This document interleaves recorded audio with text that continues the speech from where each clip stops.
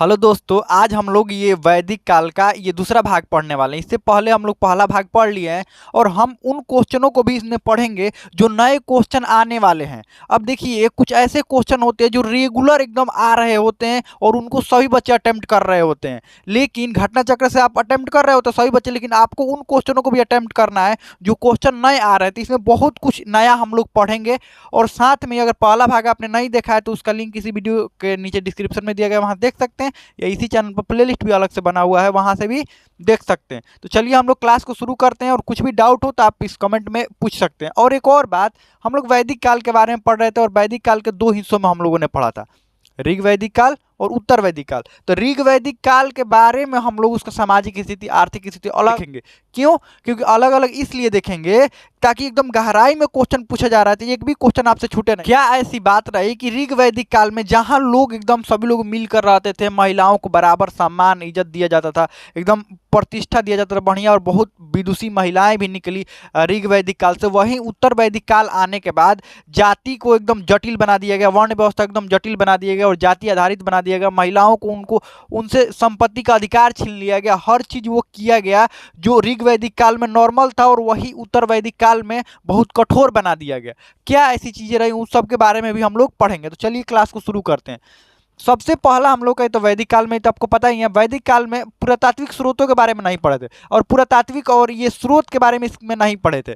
तो वैदिक काल के ओवरऑल ये स्रोत जो बात कर रहे हैं, सिर्फ ऋग वैदिक काल की बात नहीं कर रहे हैं, ओवरऑल वैदिक काल के बारे में बात कर रहे हैं हम, ये स्रोत के बारे में। तो वैदिक काल के दो गो स्रोत, एक पुरातात्विक स्रोत और एक साहित्यिक स्रोत मिलता है। पुरातात्विक स्रोत आपसे कई बार पूछा जाता है कि पुरातात्विक स्रोत वैदिक काल में कौन से मिले हैं, या इस अभिलेख का नाम पूछा जाता है।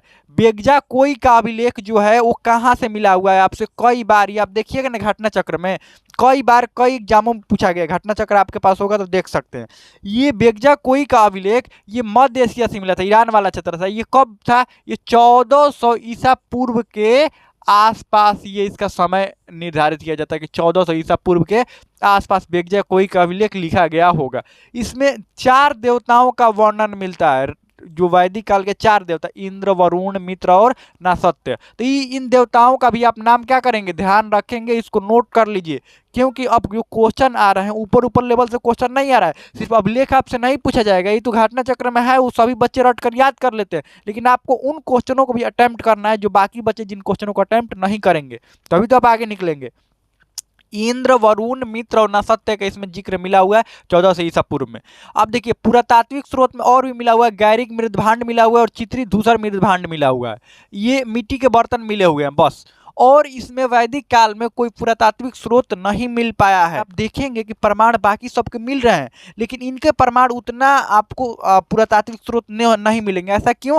क्योंकि उस समय के जो लोग थे वो गाँवों में रहते थे, गाँवों से उठकर गाँव से उठकर थोड़ा सा आप अपना मतलब झोपड़ी जैसा बनाकर रहते, तो उससे धीरे धीरे जब बड़े होने लगे तो महाजनपद काल हम लोग बांट देते हैं। जैसे ही लोग बड़े होते गए ना, जैसे बड़ा राजा महल में रहने लगे, ऐसे होना जब भी शुरू हुआ तो हम लोग उसको महाजनपद काल में पढ़ने लगते। इसीलिए इसका हमें पुरातात्विक स्रोत नहीं मिल पाता, क्योंकि उस समय के लोग कैसे झोपड़ी के कहाँ पुरातात्विक स्रोत मिलेगा, वो तो 2-4 साल में गल उल का काम खत्म हो जाएगा। इसीलिए पुरातात्विक स्रोत हम लोगों को नहीं मिल पाता है। चलिए, साहित्यिक स्रोतों में क्या था? वेद था। इसके साहित्यिक स्रोतों में क्या हम लोग को देखने के लिए मिलता है? वेद। अब पुरातात्विक और साहित्यिक स्रोत हम लोग देख लिए, वेदों से ही इसके बारे में जानकारी मिलता है। अब 2 गो वेद के बारे में हम लोग देख लिए, तो 2 गो वेद बाकी था, सामवेद और अथर्ववेद के बारे में जानना है। तो सामवेद आपको पता है 7 सुरों का जो वर्णन है इस सामवेद से ही मिलता है। साम का अर्थ होता है गान, यानी कि गाना, गान। ध्यान रखिएगा, साम का अर्थ क्या होता है? गान, यानी कि गाना। और साम वेद से ही 7 सुरों का, सा रे गा मा पा धा नी सा, 7 सुरों का संगीत का जनक इसी वेद को कहा जाता है। ये भी आप डाटा ध्यान रखिएगा। तो सामवेद के बारे में समझ लिए। और इसके उपनिषद छंद योग और जैमिनी, इसके 2 गो उपनिषदों के बारे में पूछा जा रहा है, इस बात को भी ध्यान रखिएगा, छंद योग और जैमिनी। ये छंद योग और जैमिनी कैसे याद रखेंगे? छंद और ज याद रखिएगा, छज। छज से कैसे याद रखेंगे? इसमें सूर्य जो 7 को दिए गए, लेकिन आपको छंद और ज याद रखना है, छ ज याद रखना। ऐसे करके आप ट्रिक बना सकते हैं, आप खुद से ही अपना ट्रिक क्या कर लीजिएगा, बना लीजिएगा। चलिए आगे बढ़ते हैं। अथर्ववेद के बारे में थोड़ा सा देख लेते हैं। अथर्ववेद क्या था? अथर्ववेद की रचना अंग ऋषि और अथर्व ऋषि द्वारा किया गया। अब देखिए, अंग ऋषि और अथर्व ऋषि द्वारा किया गया था अथर्ववेद की रचना, ये मिल जाता है इसका नाम। बाकी वेदों के तो ऋषियों का नाम नहीं मिलता, कहीं कहीं मंत्रों का नाम मिलता है, अलग अलग ऋषि द्वारा अलग अलग मंत्रों का, लेकिन इसे मिल जाता है अंग ऋषि और अथर्व ऋषि। तो इसको जानते हैं, इसको एक और नाम से जाना जाता है, अथर्ववेद का और नाम से जाना जाता है ऋषि अथर्व अंगिस। अथर्व अंगिस मिल जाता है। क्या मिलता है? अथर्व अंगिस, एक नया नाम है, अथर्ववेद का नया नाम अथर्व अंगिस नाम इसका भी आपको मिलेगा, तो ध्यान रखिएगा। इसके थोड़ा वर्णन देख लेते हैं कि इस वेद में क्या क्या वर्णित किया गया है। ब्रह्म ज्ञान के बारे में वर्णित किया गया है, औषधि उपयोग के बारे में, वही जड़ी बूटी के बारे में, रोग निवारण के बारे में इस वेद में आपको अथर्ववेद में मिलेंगे। और जादू टोना तंत्र मंत्र, बस इतना ही आपको पढ़ना था। इस वेद में तो और बहुत कुछ लिखा हुआ है, लेकिन सब कुछ नहीं पढ़ना, बस इतना ही। ब्रह्म ज्ञान के बारे में, औषधि उपयोग, आपको रोग निवारण के बारे में। इसमें इस समय के फेमस एक रोग था जिसको तपेदिक कहा जाता है। क्या कहा जाता है? तपेदिक। अभी आप उस तपेदिक के नाम से, आप उस तपेदिक रोग को आप इस नाम से जानते हैं। टाइफाइड का नाम सुने हैं? टाइफाइड बुखार आता है, वही टाइफाइड इस समय भी था। तो इसमें टाइफाइड के रोग निवारण के बारे में लिखा हुआ था। तो जब भी आपको एक फेमस रोग पूछा जाएगा तो टाइफाइड ध्यान रखिएगा, तपेदिक इस समय का फेमस रोग है। चलिए आगे बढ़ते हैं। अब कुछ इसके देखिए, इसके महत्व, इसका महत्व उपनिषद, इसका महत्व नहीं, महत्वपूर्ण उपनिषद, महत्वपूर्ण उपनिषद मुंडको उपनिषद है। इसका महत्वपूर्ण उपनिषद मुंडको उपनिषद है। कई बार आपसे पूछा जा चुका है अथर्ववेद का मुंडको उपनिषद कौन सा वेद का जो उपनिषद है, अथर्ववेद का है। और इसी से एक लिया गया है बहुत ही बढ़िया वाक्य, सत्यमेव जयते, सत्यमेव जयते, जयते। तो सत्यमेव जयते कहाँ से लिया गया? मुंडको उपनिषद। और मुंडको उपनिषद किसका उपनिषद है? ये है अथर्ववेद का उपनिषद। इस बात को ध्यान रखिएगा। अब देखिए, कुछ वेद और इसके ब्राह्मण ग्रंथ के बारे में आपसे पूछा जाता है। देखिए, वेदों का तो ये उपनिषद तो था ही, साथ में इसके ब्राह्मण ग्रंथ थे। ब्राह्मण ग्रंथ इसलिए बनाए गए थे, वेद थोड़ा जटिल थे और इसको समझने के लिए ब्राह्मण ग्रंथ भी रखे गए थे। अब देखिए, ब्राह्मण ग्रंथ देख लेते हैं कौन कौन से वेद के कौन कौन से ब्राह्मण ग्रंथ है। जैसे ऋग्वेद का ऐतरेय और कौशितकी, ये ध्यान रखिएगा, कई बार पूछा जाता है। एक ऐसे आप देखिएगा, आप अगर बच्चे निकल रहे होते हैं एग्जाम हॉल से और उनसे पूछा जाता है कि बताइए क्वेश्चन का लेवल कैसा था, तो कहते हैं कि इजी था, मॉडरेट था, या आपको टफ बोलते हैं। तो जो मॉडरेट लेवल का क्वेश्चन होता है ना, यही मॉडरेट लेवल का क्वेश्चन है, ये इजी में आएगा। ये जब इजी बच्चे बोलते हैं तो यही पूछा गया, मुंडको उपनिषद पूछा गया, किसका उपनिषद है। लेकिन ये अगर क्वेश्चन पूछ दिया गया तो मॉडरेट कहा जाता है, तो इसको भी आपको ध्यान रखना। ऋग्वेद का ऐतरेय कौशितकी, यजुर्वेद शतपथ तैत्तिरीय, और सामवेद पंचविंश, और अथर्ववेद गोपथ। इसके और भी कई ब्राह्मण ग्रंथ है, लेकिन यही आपसे ब्राह्मण ग्रंथ इतना ही पूछा जाता है, इसको नोट कर लीजिएगा। ठीक है, इस सबको नोट कर लीजिएगा। आप ट्रिक से भी याद कर सकते हैं। आप कहेंगे तो हम ट्रिक भी बता देंगे आपको। अगर आपको चाहिए तो कमेंट करिए, हम आपको ट्रिक भी बता देंगे, लेकिन यहाँ पर वीडियो लंबा हो जाएगा, इसीलिए इतना ट्रिक का वर्णन हम नहीं करेंगे। चलिए आगे देखते हैं। ऋग वैदिक काल को अलग से हम लोग पढ़ेंगे, और उत्तर वैदिक काल, जो बाकी 3 वेद की जिस काल में रचना हुई, उस काल को हम लोग अलग से पढ़ेंगे। चलिए इसको देखते हैं, ऋग वैदिक काल को। तो ऋग वैदिक काल के लोगों का जीवन कैसा था? तो सबसे पहले सामाजिक, देखिए किसी का भी जीवन जानना हो तो सामाजिक स्थिति, राजनीतिक स्थिति और आर्थिक स्थिति और एक धार्मिक स्थिति भी जान लीजिएगा, तो आपको उसके जीवन के बारे में पूरा बढ़िया सा नॉलेज हो जाएगा। तो चलिए इनके जीवन के बारे में हम लोग नॉलेज लेते हैं क्या क्या। सबसे पहले सामाजिक स्थिति देख लेते हैं। ऋग वैदिक काल यानी शुरू वाला काल है एकदम। कब से कब तक की बात हो रही है? 1500 से लेकर 1000 ईसा पूर्व के बीच बात हो रही है। ठीक है, 1000 ईसा पूर्व के बीच बात हो रही है। तो चलिए सामाजिक स्थिति, इनको सबसे पहले सामाजिक स्थिति देख लेते हैं। समाज पितृसत्तात्मक था। समाज कैसा था? पितृसत्तात्मक। इससे पहले जो हम सिंधु घाटी सभ्यता के समाज पढ़े थे वो कैसा था? मातृ सत्तात्मक था। यानी कि उस समाज में माता की प्रधानता ज़्यादा थी और इसमें पिता की प्रधानता ज़्यादा है। ठीक है, अब देखिए पिता की प्रधानता ज़्यादा है और समाज में जो परिवार का प्रमुख होता था वो पिता होता था। परिवार या कुल कहा जाता था, इस बात को ध्यान रखिएगा, परिवार को कुल भी कहा जाता था। तो परिवार का प्रमुख कौन होता था? पिता। समाज की सबसे छोटी इकाई परिवार या कुल था, यानी कि परिवार को कुल भी कहा जाता है। सबसे छोटी इकाई परिवार। आपका भी परिवार, अरे कुल का नाम सुने ना, कि किस कुल से हो, किस परिवार से हो, बात वही हो, परिवार या कुल। ठीक है, अब एक और बात देखिए। अब यहाँ पर जो परिवार था संयुक्त, तो इस बात को ध्यान रखिएगा, संयुक्त परिवार। और संयुक्त परिवार था। एकल परिवार का कोई वर्णन यहाँ पर नहीं मिलता, क्योंकि देखिए जब तक कृषि और पशुपालन लोगों की लोगों की जो जीवन होगा कृषि और पशुपालन के आसपास घूमता रहेगा, उसकी आर्थिक स्थिति निर्भर रहेगी, तब तक संयुक्त परिवार होंगे, क्योंकि कृषि करने के लिए संयुक्त परिवार की जरूरत है। जैसे ही वो नौकरी वोकरी करने लगते हैं तो एकल परिवार हो जाता है, वो अपने आप एकल परिवार हो जाएगा। तो यहाँ पर नौकरी का तो कोई बात था नहीं, कृषि था मुख्य रूप से, और पशुपालन मुख्य रूप से था, कृषि सेकेंडरी था। वर्ण व्यवस्था उपस्थित था। यहाँ पर वर्ण व्यवस्था आपको बताया भी थे कि वर्ण व्यवस्था ऋग्वैदिक काल में ही ऋग्वेद में ही, ऋग्वेद के पुरुष सूक्त में 10वां मंडल में हम लोगों ने क्या पढ़ा था, 10वां मंडल में पुरुष सूक्त, अगर सूक्त आपसे पूछा जाएगा तो पुरुष सूक्त में 4 वर्णों का वर्णन है। 10वां मंडल के पुरुष सूक्त में 4 वर्णों का वर्णन है। कौन कौन? ब्राह्मण, क्षत्रिय, वैश्य और शूद्र। इस बात को ध्यान रखिएगा। चलिए आगे बढ़ते हैं। हम स्त्रियां पति के साथ यज्ञ में भाग लेती थी। स्त्रियों का स्थिति ठीक था। यहाँ पर वर्ण व्यवस्था भी ठीक था। वर्ण व्यवस्था आपके कर्मों के आधारित किया जाता था। जैसे आप कोई भी काम कर रहे हैं तो आपको एक नाम दे दिया जाता है। जैसे कोई भी, मान लीजिए हम पढ़ा रहे हैं तो हमको टीचर कहा जाएगा, आप पढ़ रहे हैं तो आपको स्टूडेंट कहा जाएगा, ऐसे नाम दे दिया जाता है। नाम से किसी को कोई दिक्कत है क्या? हमको भी दिक्कत नहीं है, टीचर कहलाने से, आपको भी स्टूडेंट कहलाने से दिक्कत नहीं है। और आप स्टूडेंट है, आप भी एक दिन टीचर बन जाएंगे, स्टूडेंट से निकल कर, स्टूडेंट वाली कैटेगरी से निकल कर टीचर बन जाएगा। यहाँ पर भी वैसे ही था, किसी को कोई दिक्कत नहीं था, किसी से भी कुछ दिक्कत नहीं था। यही दिक्कत उत्तर वैदिक काल में होता है। देखिएगा, जब आपको आपका वर्ण का निर्धारण आपकी जाति हो जाएगी। जाति मतलब आपका परिवार हो जाएगा, कि आप जिस परिवार से आते हैं वही परिवार, आपकी जिस जाति से आपका परिवार आता है वही आपका अब वर्ण हो जाएगा। अब शूद्र से आता है तो शूद्र हो जाएंगे। चलिए आगे बढ़ते हैं। अब यहाँ की कुछ प्रथाएं देख लेते हैं। और स्त्रियों की हालत एकदम बढ़िया थी, एकदम ठीक ठाक। आपको बढ़िया था, प्रॉपर्टी में हिस्सा बढ़िया से एकदम मिलता था, प्रॉपर्टी में हिस्सा आपको बढ़िया से मिलता था। और आप उत्तर वैदिक काल में देखिएगा तो जो विदुषी महिलाएं हैं उनको भी प्रॉपर्टी में हिस्सा नहीं मिल रहा है। इन नॉर्मल महिलाओं की तो बातें अलग है, यहाँ सबको मिलता था। चलिए प्रथा आप देख लेते हैं। सती प्रथा नहीं थी, बाल विवाह नहीं था, पर्दा प्रथा नहीं था, दहेज प्रथा नहीं था। हाँ, दहेज के नाम पर ये होता था कि जो माता पिता है वो अपनी लड़की को थोड़ा गिफ्ट दे दिया करते थे। आज भी तो दहेज लिया जाता था, क्या कहा जाता है, गिफ्ट ही कहा जाता है। लेकिन आपसे पूछा जाएगा, दहेज प्रथा नहीं था। विधवा विवाह ठीक था, विधवा पुनर्विवाह था, विधवा पुनर्विवाह था। एक पत्नी तो विवाह था, यानी कोई भी पुरुष एक ही शादी कर सकता है, एक से अधिक शादी नहीं कर सकता है। आगे आप देखिएगा उत्तर वैदिक काल में तो राजा कई शादियां करेंगे। चलिए आगे बढ़ते हैं। आमाजू कहा जाता था उस स्त्री को, आमाजू प्रचलित था उस स्त्री को जो स्त्री जीवन भर शादी नहीं करती थी, उसको आमाजू कहा जाता था। अब कुछ विदुषी महिलाओं को भी देख लेते हैं। विदुषी, जैसे विद्वान होता है पुरुष, वैसे ही महिला को विदुषी कहते हैं। जो महिला विद्वान होती है उसको विदुषी कहा जाता है। तो देखिए, विदुषी महिलाओं में नाम याद रखिएगा, विदुषी महिलाओं का नाम पूछा जाता है। निम्न में से कौन सी ऋग वैदिक काल की विदुषी महिलाएं हैं? और कुछ उत्तर वैदिक काल का भी दिया जाता है। उत्तर वैदिक काल में हम लोग पढ़ेंगे।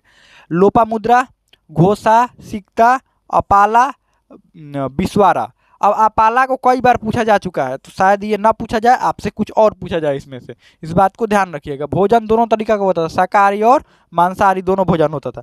विवाह यहाँ पर कैसे प्रचलित था? अनुलोम और प्रतिलोम। अनुलोम विवाह क्या होता था और प्रतिलोम विवाह क्या होता था? ये स्टेटमेंट बेस्ड क्वेश्चन में आपसे पूछा जाएगा, स्टेटमेंट देकर उसमें पूछा जाएगा। अनुलोम विवाह क्या होता था?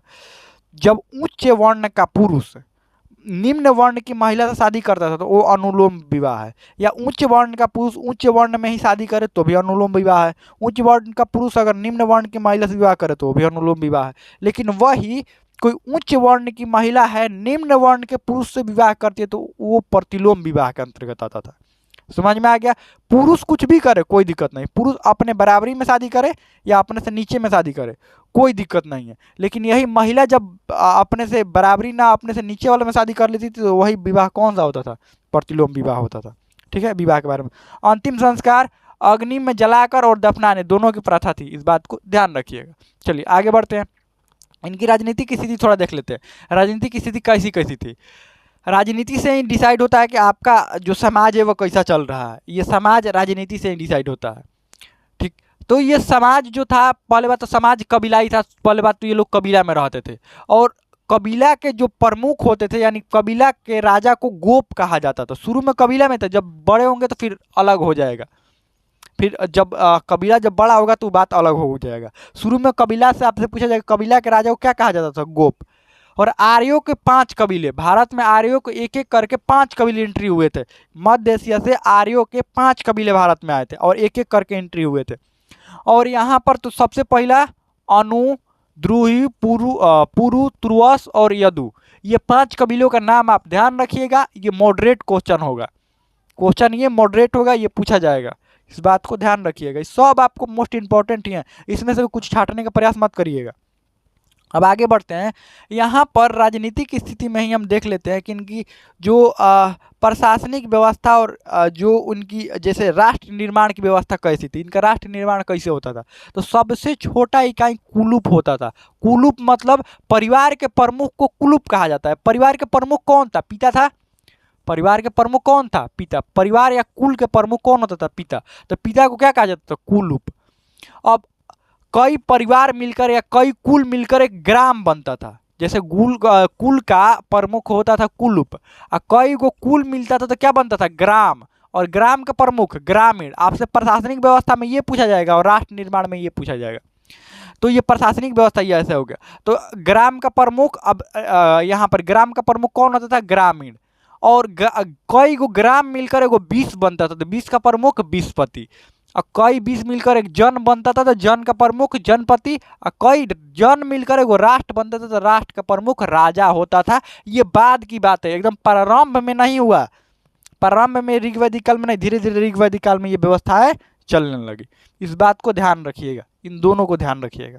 आगे बढ़ते हैं।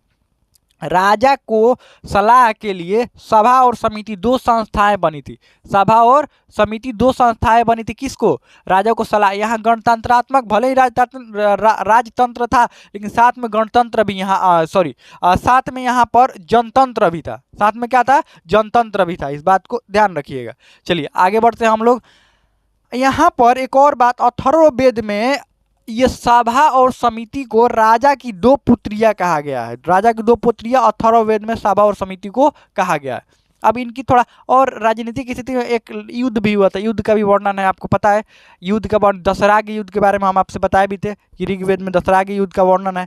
दशहरा के युद्ध में 10 गो राजा एक तरफ थे, एक राजा एक तरफ थे। एक राजा में कौन थे, भरत।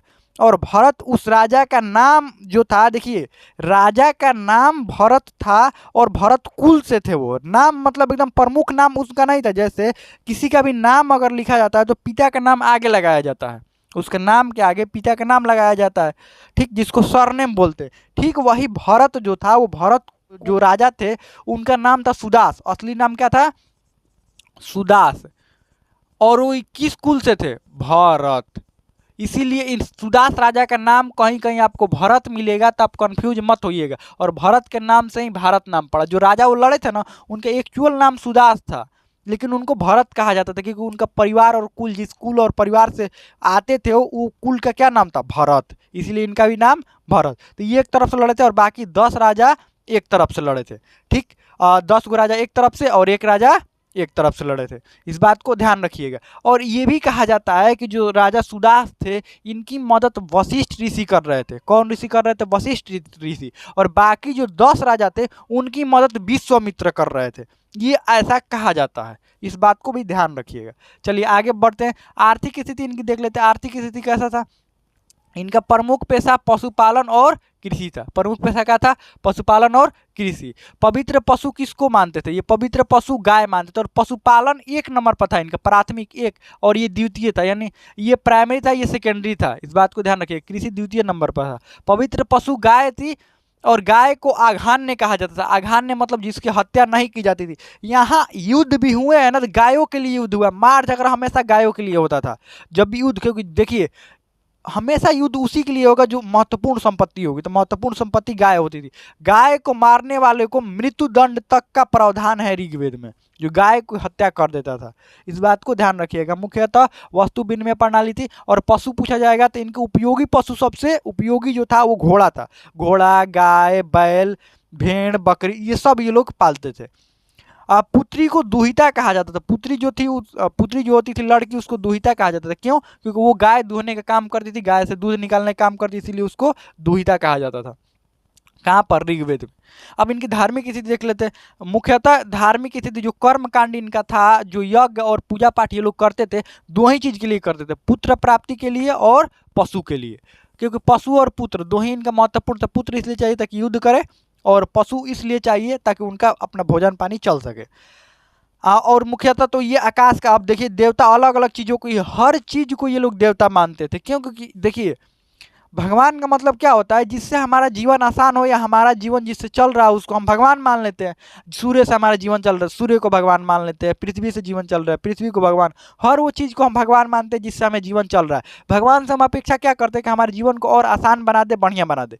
यही तो, जो भी वस्तुएं हमारे जीवन को बढ़िया या आसान बना दी उसको हम भगवान मान लेते हैं। ठीक ऋग वैदिक काल में भी यही हाल था। जो इनकी उपयोग की वस्तुएं थी, उपयोग की चीज़ें थी, और जो जिनसे इनका जिनसे इनका जीवन चलता था, उनको क्या मान लेते थे? ये भगवान मान लेते थे। जैसे आकाश के देवता सूर्य, धौस, वरुण और मित्र को मानते थे। अंतरिक्ष के देवता इंद्र, रुद्र और मारुत और वायु, यम, प्रजापति को मानते थे। पृथ्वी के देवता अग्नि, सोम और पृथ्वी को मानते थे। इसमें दो देवताओं को सबसे आप ध्यान रखिएगा।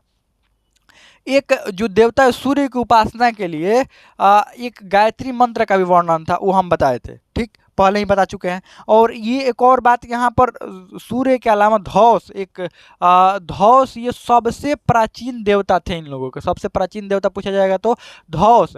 और सबसे इनके उपयोगी देवता इंद्र को मानते थे। वर्षा के, तूफान के देवता को क्या मानते थे? इंद्र। कई बार इंद्र का वर्णन आपको मिलेगा। आप सीरियल भी देखिएगा ना, प्राचीन समय के सीरियल, उसमें भी कई बार आपको इंद्र का वर्णन मिलेगा। पृथ्वी के देवता समझ ही लिए। अब इसके बाद हम लोगों को पढ़ना है उत्तर वैदिक काल के बारे में। तो हमें लगता है कि इतना कुछ आपको समझ में आ गया होगा। अगर स्क्रीनशॉट लेना है तो आप स्क्रीनशॉट ले सकते हैं। आगे हम लोग अगले भाग में पढ़ेंगे।